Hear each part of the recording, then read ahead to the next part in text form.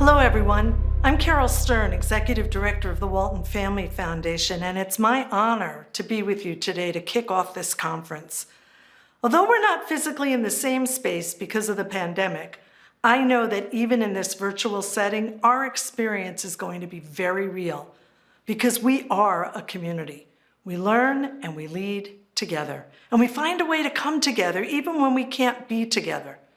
So I am so proud to welcome you to 3 days of engagement, inspiration, and learning. This conference is not just about policy. It's not just about programs or even our progress. This is about our people. So let's start with a reality check, a virtual reality check. Remote life may feel restrictive, but something big is still happening. It remains true that all of you are making the world better, whether tolling away on your screens or figuring out problems behind the scenes. Let's never forget that. As to the virtual part of our reality, we have designed this conference to be interactive. We want your questions, we want your ideas, your passion. Our success will be measured not just by the presentations, but by the participation. And to that end, we encourage you, please use the chat box, interact with each other during the conference. And also, you're encouraged to engage on social media about what you're hearing, what you're thinking, and please don't forget to tag WFF.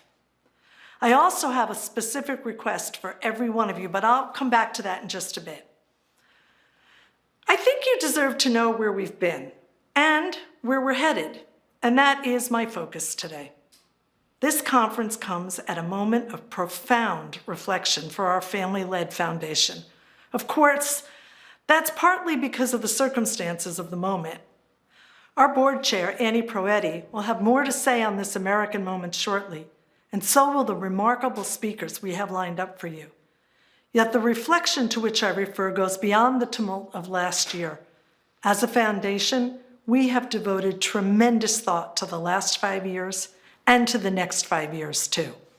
And as we look back, and as we look ahead, we've been following a framework to keep us transparent, keep us accountable, and always, always keep us focused.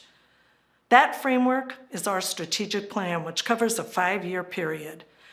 The year 2020 marked the end of our last plan, and today we officially launch our new strategic plan, one that will guide our thinking, our priorities, and our grant making through 2025.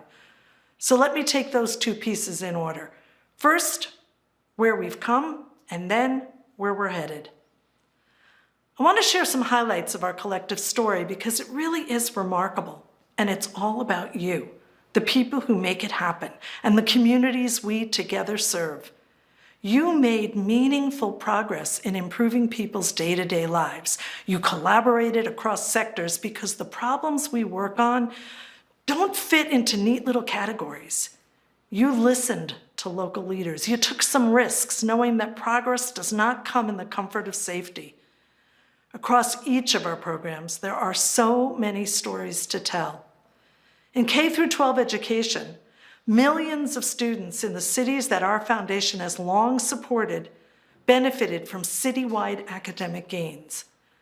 But the magnitude of the problems facing our nation's public schools persists. The opportunity gap, once obvious only to some, is now obvious to all.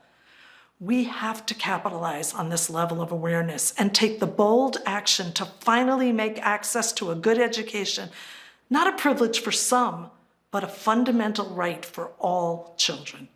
You can expect that over the next 5 years. You can also expect we're going to keep investing in the next generation of communities where educational opportunity can flourish. We're going to keep supporting diverse coalitions that are truly committed to change. And we will increase our commitment to break through ideas that shatter people's notions of what's possible and that are scalable so the greatest number of young people benefit. In the area of the environment, we have a clear vision too. We want North America to lead in the world in improving the quality and the availability of water. And we do that by supporting climate-friendly approaches to how we farm, how we fish, and how we manage our water. Your work has helped produce lasting achievements. You helped secure the passage of a landmark water sharing agreement that will help ensure that the Colorado River can produce water to 40 million people in the western United States. 40 million people. Those on the ground secured the launch of the largest funded restoration effort ever that will protect the home of more than 2 million residents on the Louisiana coast. Land is being rebuilt as we speak. And because of your work, 50,000 farmers can now take better care of their crops through smart, sustainable changes in agriculture. Yet, here too, the victories must be put into the context of the size of the challenge. And the challenges do not get any bigger. Put simply, the pace of progress is just not keeping up with the impact of climate change. We need to respond with a stronger, more collaborative effort, and that is part of our charge for the next 5 years. The Foundation is determined to do more to get public, private, and philanthropic partners together to address the state of our environment. And we must ensure that all voices not only have a seat at the table when decisions are made about the environment, but that they actually have access to the podium. And then we turn our focus to our home region.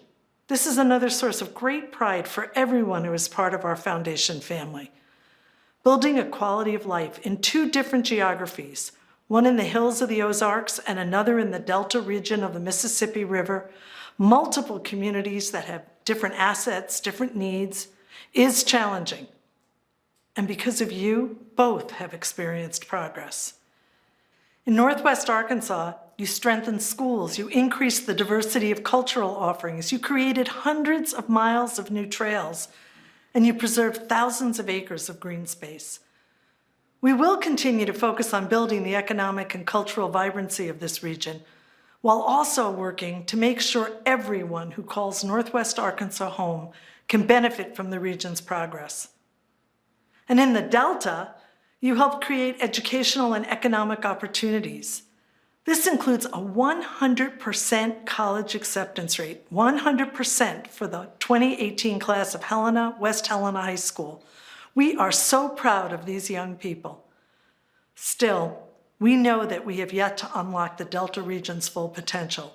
So over the next year, we plan to dig deeper, to understand how we can most effectively support community-driven change. We want to learn from community partners. We want to know how we can best support their efforts to ensure equitable access to resources and opportunities for Delta residents. Now, here's what the last 5 years have also taught us. We've learned we don't have all the answers.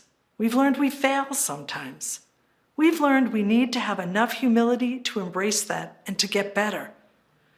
Over the last 5 years and over all the work we do, we were reminded of 5 key lessons.